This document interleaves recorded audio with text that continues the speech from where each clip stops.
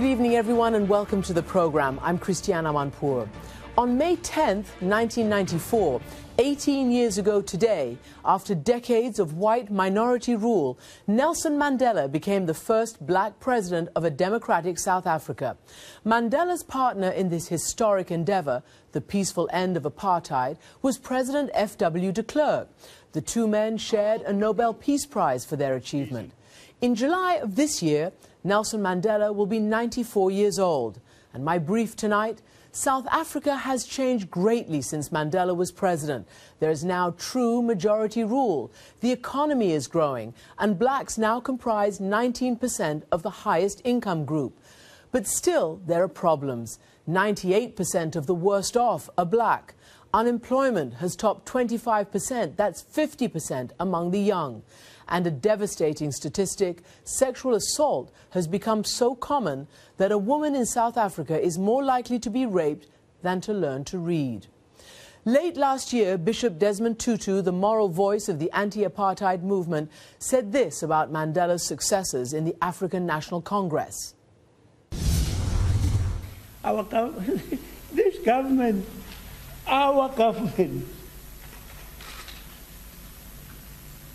is worse than the apartheid government, because at least you were expecting it with the apartheid government. An extraordinary comment. F.W. de Klerk shares Mandela's legacy, although some whites still accuse him of being a traitor to their cause. And just listen to what he told me about his relationship with apartheid itself when I spoke to him at a summit of Nobel laureates in Chicago. Mr. President, thank you for joining us. It's a pleasure. I want to go back a little bit to what you and Nelson Mandela wrought in the late 80s. You see that fantastic and famous picture of yourself and Nelson Mandela holding your hands aloft when you won your Nobel Peace Prize together. And yet, I don't think you're the closest of friends. Actually, we're close friends, not the closest in the sense that we see each other once a week. Also, we live apart. But he's been in my home as a guest. I've been in his home as a guest. When I go to Johannesburg, my wife and I have had tea with him and Gracia, his wife. No, we call each other on birthdays. There is no animosity left between us. Historically, there was. What was the historic animosity? For instance, you've been quoted as saying that you disagree with the hagiography that goes around Nelson Mandela these days, that you found him quite a difficult and tough negotiator. The main cause for the tensions, when there were tensions between us, was the ongoing political violence. His accusations and personal attacks upon me, as if I were responsible for it, as if I were looking away and allowing it to happen, not recognizing the extensive efforts which I made to identify the culprits. So that was the main cause of the tension. Do you remember the first time you met him? I remember it very well. He was brought under cover of darkness to my office from the Victor Verster prison. We did not discuss that evening anything of fundamental importance. We were just feeling each other out. I've read, of course, everything I could read about him beforehand. I was well briefed. I was impressed, however, by how tall he was, by the ramrod straightness of his stature, and realized that this is a very special man. He had an aura around him. He still has an aura around him. He is truly a very dignified and a very admirable person. He once said that he had to convince his colleagues to sit down with the enemy and suppress their feelings about you all. That's true, as I had to convince some of my supporters in the same vein. But can I say that from the beginning in the negotiations, I realized that he was also a good listener, reaching out to the one speaking, trying to understand what lies behind what was being said. I felt it that first evening. And both of us later wrote in our respective autobiographies. After that very first meeting, we could report back to our constituencies, I think, I can do business with this man. After that very first meeting, and you described this man of dignity, did you have regret in your heart that he had been in jail for nigh on 28 years? I felt he was in jail much too long. But was it an injustice? He was properly tried in front of a properly constituted court. He was represented by the best lawyers. And he was found guilty of what is a crime in the United States, of what is a crime in all developed countries, of treason. He planned, as a young man, to overthrow the government in a violent way. But life sentence in South Africa, that's how I felt when he was convicted as a young lawyer, when I was a young lawyer. But life sentence in South Africa at that stage meant that your release should be considered after about 20 or 21 years. I remember saying to him, the second time I met him, again he came to my office. It was 4 days before his release. And I said, Mr. Mandela, I want to tell you, you will be released on Sunday the 11th. And he said, it's too soon.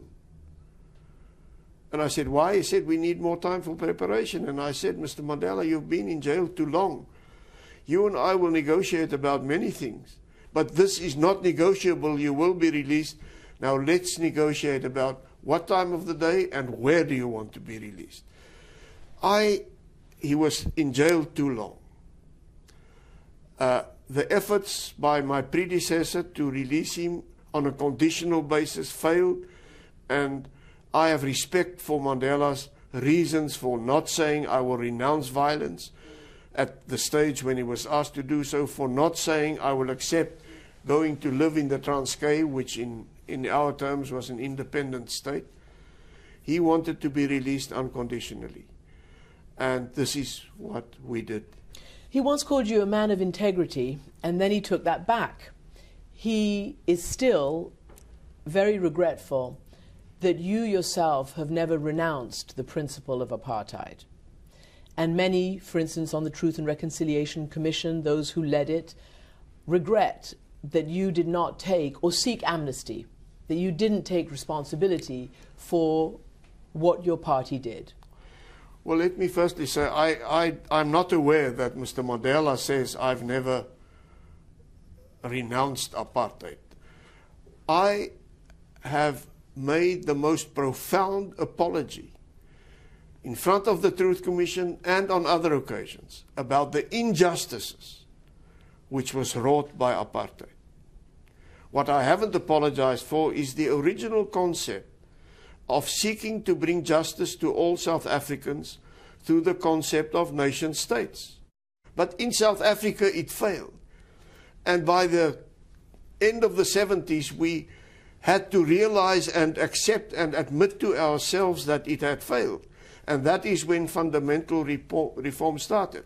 But I have made a profound apology for the injustices caused by apartheid. But do you believe then, because it seems to be you're saying this, that you think it failed simply because it was an unworkable proposition, whereas most people today believe that it was simply morally repugnant, that it could never have worked? Is it morally repugnant for Israel and Palestine? I'm not going to go there. So. I'm not going to go there. I don't think so. But to have why a majority it failed? Let of me give you the 3 reasons why it failed. It failed because the whites wanted to keep too much land for themselves. But you wanted to do ethnic separation. It failed because we became economically totally integrated. And it failed because the majority of blacks said that is not how we want our rights.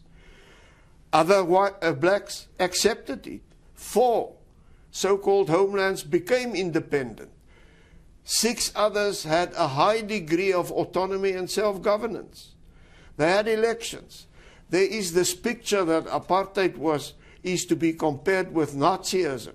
It's wrong, and on that I don't apologize for saying that what drove me as a young man, before I decided we need to embrace a new vision, was a quest to bring justice for black South Africans in a way which would not, that's what I believe then, destroy the justice to which my people were entitled. My people whose self-determination were taken away by a colonial power in the Anglo-Boer War. That's how I was brought up. And it was in an era when also in America and elsewhere and across the continent of Africa, there was still not this realization that we are trampling upon the human rights of people. So I'm a convert. Okay, so you're a convert. You've just talked about trampling human rights. You're talking about profound injustice. So I'm offering you the opportunity, as the person who helped dismantle apartheid, to say whether or not you believe that it was also morally repugnant today in retrospect. I can only say that in a qualified way. Inasmuch as it trampled human rights, it was and remains, and that I've said also publicly, morally indefensible.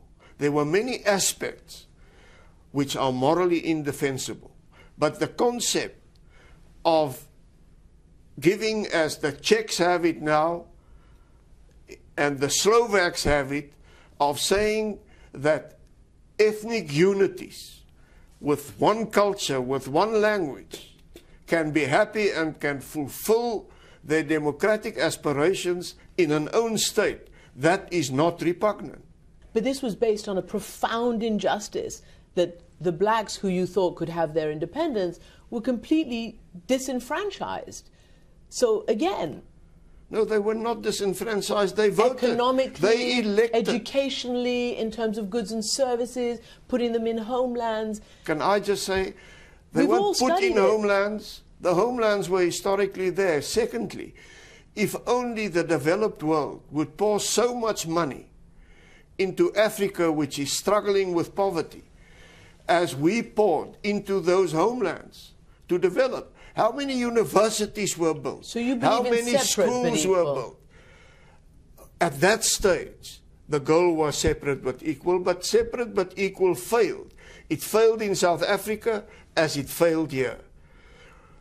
So, yes, with the advantage of hindsight, we should have started the reform much earlier. We should have gone much earlier with the flow when the winds of change blew across Africa. But the intention was to end at a point which would ensure justice for all. And the tipping point in my mind was when I realized we can never bring justice through this route. We need to embrace a new vision of one united South Africa. We need to abandon the concept of separateness. And we need to build a new nation with its 11 official languages, accommodating its diversity, but taking hands and moving forward together. An extraordinary and revealing conversation. And in a moment, we'll have more of my interview with the former South African president, his take on the state of today's South African government, and some harsh words for leadership in the African National Congress when we come back.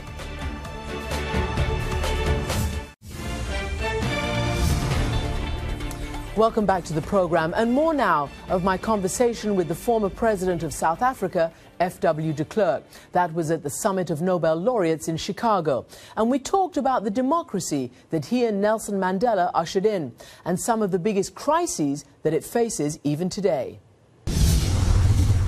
Let me first start by asking you, look at South Africa today. Are you convinced that it is a solid democracy and it will remain so? I'm convinced it's a solid democracy and it will remain so, but it's not a healthy democracy. By which you mean? Any democracy in which one party has 65% of the vote and all the other parties sharing the remaining 35% is not healthy. What we need is for the ANC alliance to split. They will split, I can't predict when, and to move away from ethnically based politics to value-based politics. I'm sure it's going to happen. On paper, we have a wonderful constitution. We've had a number of successful free elections. We've had peaceful handover of power from one president to the other. So we really comply with the definition of a good democracy. But the party political situation needs to be normalized. What do you make of the young ANC leader, Julius Malema? They needed to expend him a long time ago. He's been extremely racist. They did not use that as a cause for his expulsion. They really used for his expulsion two reasons. The one is that he was saying that they would like to overthrow the regime in Botswana, and then he started attacking President Zuma. He should have been disciplined also for his exorbitant attacks on a racial basis, for his very wild statements, and in that sense, it took too long. You talk about the racial basis of his attacks. Even since apartheid, where there has been 17 years of pretty steady growth, there is still a racial divide. Blacks in South Africa make up not only the majority of the population, but the majority of the poor. It's huge discrepancy between the haves and the have-nots, which seems to have got wider instead of narrowing. Why is that? Well, firstly, I think we must say it's not unique. The definition you gave, the picture, the framework you picture, to a certain extent applies to America as well, although the percentages are different. Precisely. Fact is that in South Africa, transition is taking its time. Too long? The main failure, why we haven't made better progress, does not lie in any way whatsoever in the agreements we reached, which we negotiated between 1990 and 1994 and 1996. We agreed upon a good constitution, which is a transformational document. It is practical policies which have failed to bring a better life to the masses, which led to the enrichment only of the few, also amongst the new black elite. The middle class is growing fast, but somehow or another, the quality of service delivery has deteriorated substantially. Education has actually moved some steps backwards. And it is blacks who make up the bulk of the unemployed, and the unemployment figure is very high. It's somewhere up around 25%.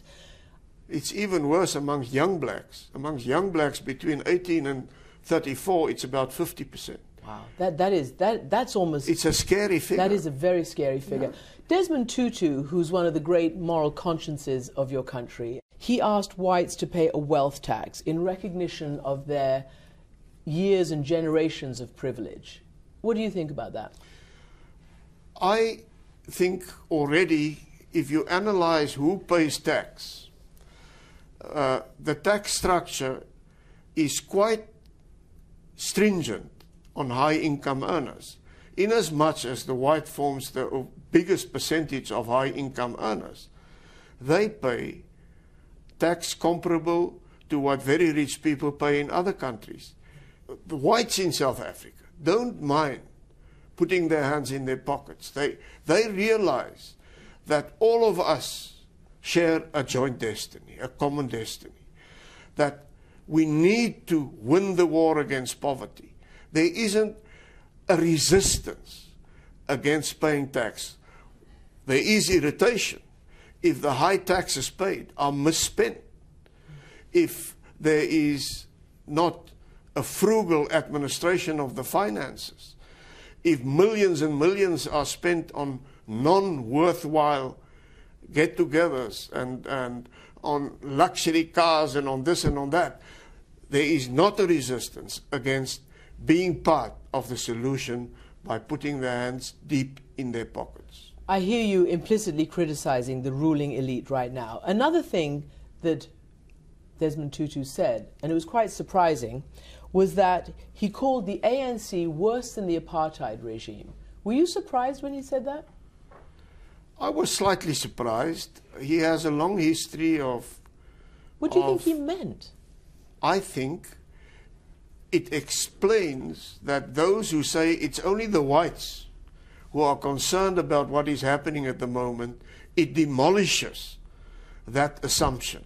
It proves that moderate, well-disposed, serious black South Africans are as concerned about the loss of its moral compass by the present ANC leadership. On that note, President de Klerk, thank you very much. Thank you. And of course, as we know, in post-apartheid South Africa, so much has changed.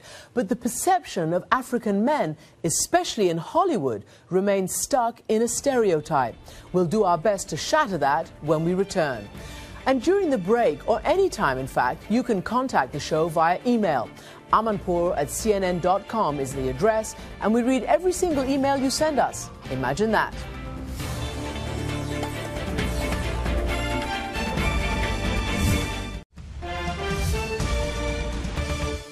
And now for our final thought. With all that has changed in South Africa in the last 2 decades, one thing most definitely has not. And that is the way Hollywood depicts African men. Now, imagine a world where those stereotypes are shattered. An organization called Mama Hope, with humanitarian programs throughout Africa, has made a little hit movie of its own on the internet. Take a look. I am an African man. I am an African man. I am an African man. I am an African man. But do you know who we are? If you've only seen us in Hollywood movies, This is what you may think of us. Machine guns. We shoot our machine guns from trucks. We shoot our machine guns from boats. When you run out of bullets, we shoot rocket launchers. We are obsessed with violence. We hate smiling. Smiling is stupid. We are fantastic role models.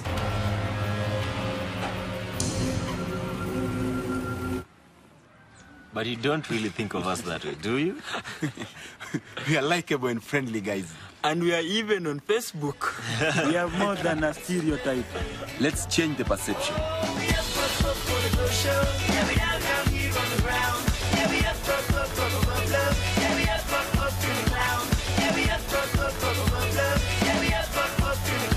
That is the changing face of Africa, and that is also our program tonight. Thank you for watching. Goodbye from New York.